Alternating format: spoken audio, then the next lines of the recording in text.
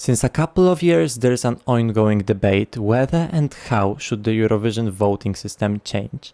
And every season we hear rumors that this year will be different, the voting system will totally change. And at the end, nothing much changes. And after what we saw in 2022, 24 and 25, we all know that the voting system needs to be changed. So let's travel back in time and revisit every voting system Eurovision had since the first edition, and in the meantime let's answer the question: was there ever any better voting system from this which we have now?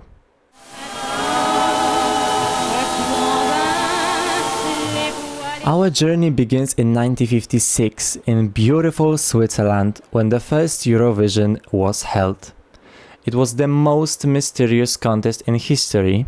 After almost 70 years, the full footage of the contest is still a lost media, and so are the full results. We don't know how many points Switzerland got, who was second, and etc. But we know how the juries voted. Each country sent 2 songs and 2 juries to Lugano, and this was the last time in history when juries could vote for their own country. We don't know how many juries voted for themselves, because the voting was secret. That's why the full results weren't announced live. As we all know, Eurovision loves controversies, and even the first contest had its own drama. The Luxembourgish jury didn't arrive in Lugano on time, so they were replaced by 2 Swiss juries.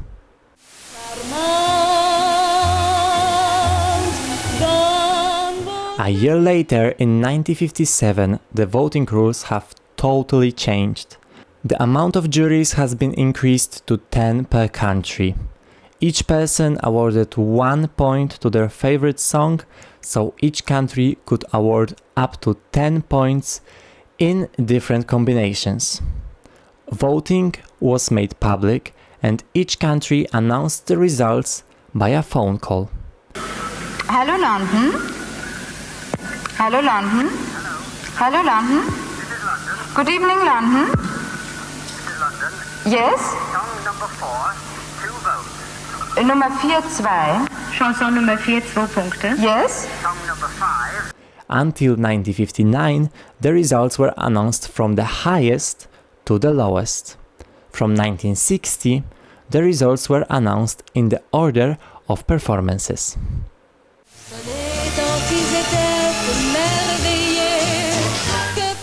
From 1962, each country awarded only 3 points to 3 best countries.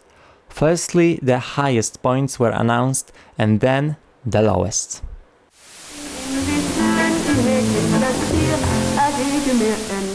In 1963, the amount of juries have been increased from 10 to 20 per country. Each country awarded 5 points to 5 best songs. 5, 4, 3, 2 and 1. The results were once again announced in the order of performances.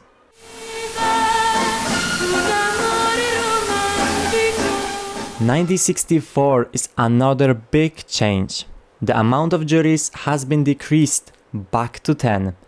Each country gave 9 points, but only to 3, 2 or 1 best songs. If a country wanted to give points to 3 the best songs, they could vote only by awarding 5, 3 and 1 points. If a country wanted to give points to 2 best countries, they voted by using 6 and 3 points. And if they wanted to point only 1 best country, they awarded only 9 points to 1 country, but it never got used. It was also the first time when the results were announced from the lowest to the highest.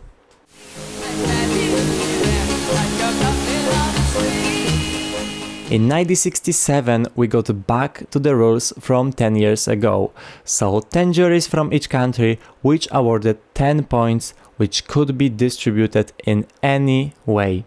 So it could be 5 points to 2 songs, 3, 4 and 1 point to 3 songs, 5 times 2 points to 5 songs, and so on and so on.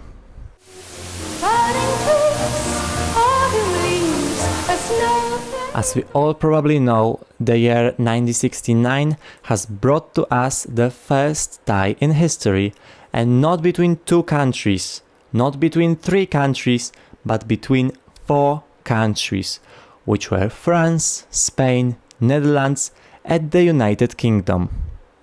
And this tie hasn't been broken until today, because there was no tie-breaking rule back then.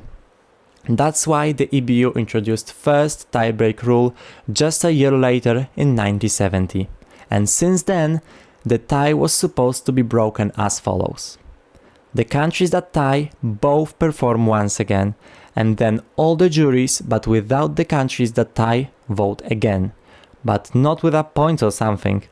The juries were supposed to choose the winner by raising a hand. And if the tie wouldn't still be broken, the win would be split as earlier.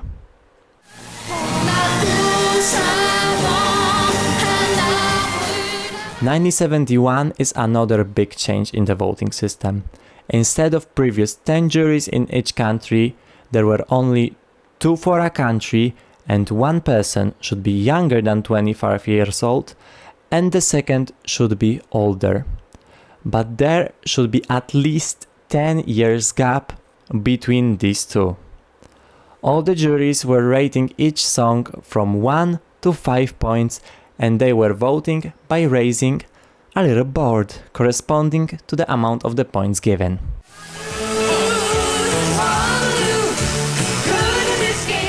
The EBU probably really loved the voting system from 1957 and 1967 because in 1974 they decided to bring it back once again. So we had once again 10 juries from each country which awarded 10 points, which could be distributed in any way. We've heard this.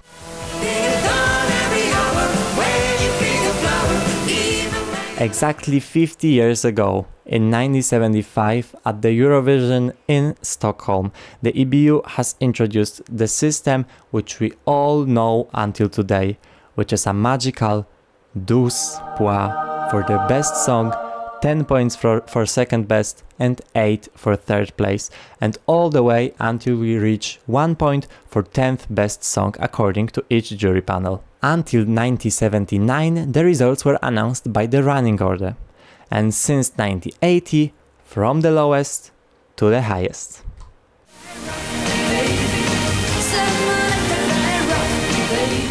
Almost 20 years after introducing ridiculous tiebreak rule in which the juries were supposed to raise a hand to break a tie, the EBU decided that it is time to introduce new tiebreak rule, which will make more sense this time.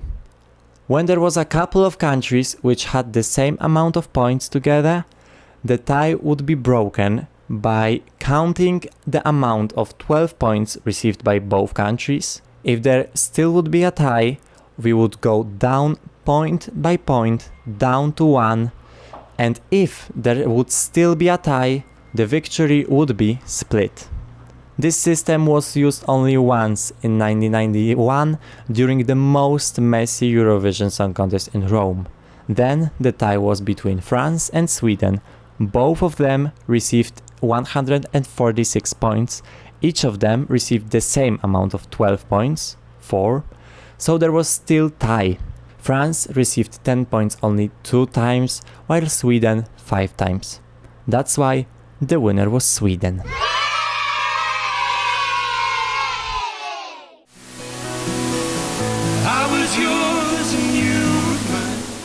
As we all remember, the spokespersons were announcing the results of their country's vote by a phone call. But in 1994 it all changed, and it was the first contest in which we saw spokespersons live thanks to satellite connection. It's time to go to Warsaw for the votes of the Polish national jury. Jan, good evening. May we have your votes, please? Good evening, Dublin. This is Warsaw calling. Nice to have you with us. These are the results of the Polish jury. Portugal, 1 point.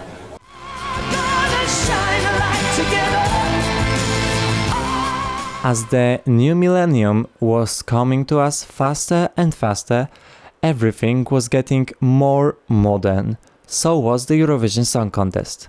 Firstly, we could see the spokesperson announcing the points, and after 3 years in 1997, the public got its say for the first time in history, thanks to freshly introduced televoting. But it wasn't for everyone. In 1997, the televoting was only in testing phase. That's why only viewers from Austria, Switzerland, Germany, Sweden and the United Kingdom could vote.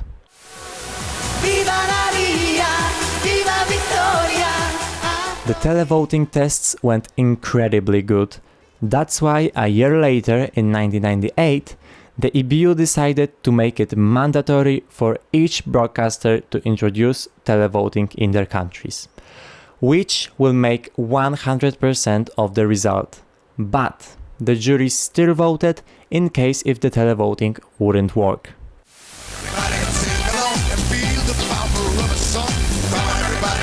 In 2001, the EBU let each participating broadcaster to choose whether they want to use full televoting, full jury voting or 50-50. 17 countries choose to use only televoting. 3 countries choose to use only jury voting, while 3 countries choose to use 50-50 jury voting and televoting.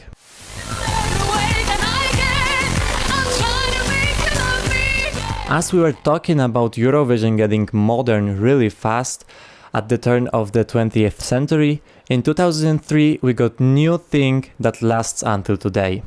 And I am talking about first animated scoreboard, which back then was a really big deal. Also, the 100% televoting system was brought back.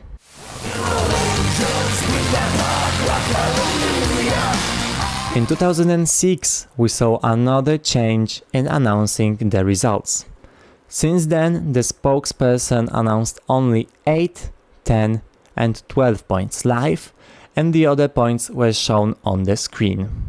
Good evening. So from Belgrade, the capital city of Serbia and Montenegro.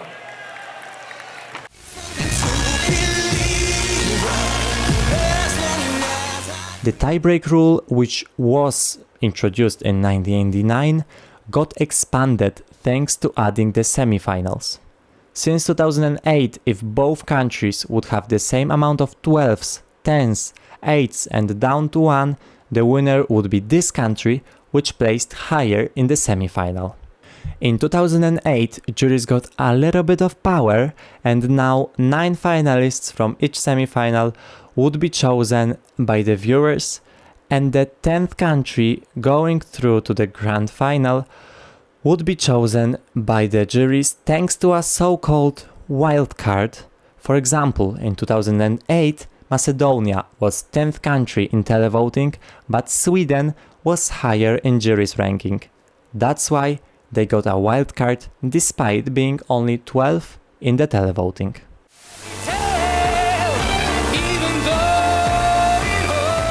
1 year later, the wildcard rule has remained, but the final voting got changed to 50% televoting and 50% jury voting, which were combined to one ranking per country according only to the top 10s of juries and the top 10s of the public.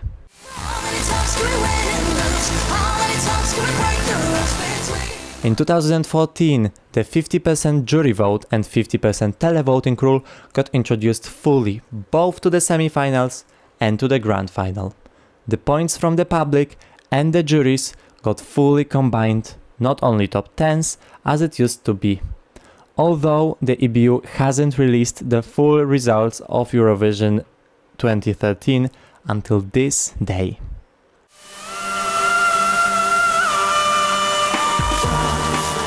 "2016 is another year in Sweden and another year with voting announcement changes.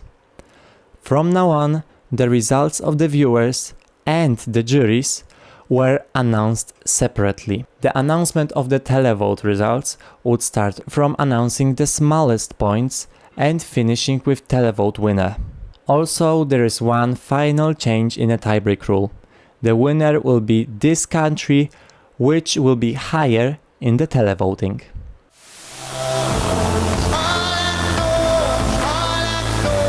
In 2019, there was only small change in the announcement of the televotes. From now on, the results would be announced starting with the country which got the lowest score from the jury and going up to the jury winner.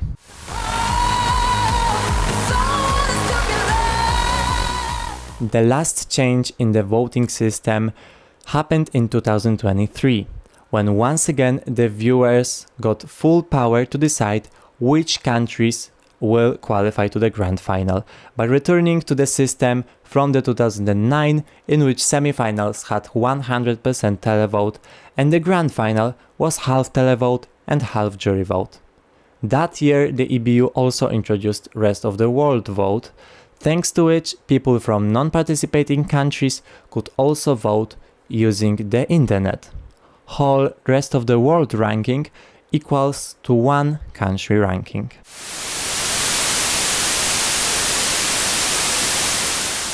Will this video still be valid next year, or will the system change from next year's contest? Personally, I hope it will change for never seen before, completely new, better system.